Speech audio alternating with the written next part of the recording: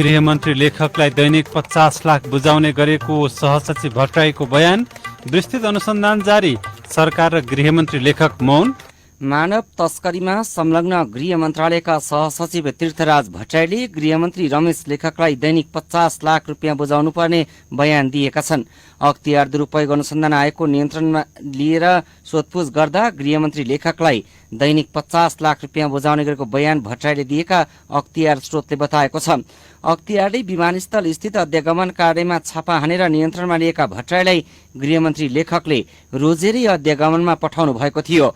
Visit भिसामा खाडी देश जानेसँग अध्यागमनमा 50,000सम्म र युरोपियन देश जानेसँग 3 लाख रुपियाँसम्म असुली हुने गरेको स्रोतले बताएको छ।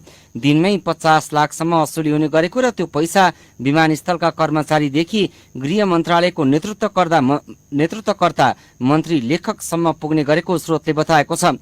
अख्तियारले छापा हान्ने तयारी गरेपछि गृहमन्त्री लेखककै निर्देशनमा हतार भट्टराईलाई अध्यागमनबाट सरुवा गरेर मन्त्रालयमा ल्याइएको थियो।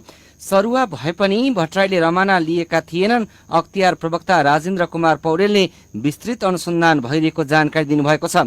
गृहमन्त्री लेखकमाथि यस्तो गम्भीर आरोप लाग्दा सरकार मौन बसेको छ।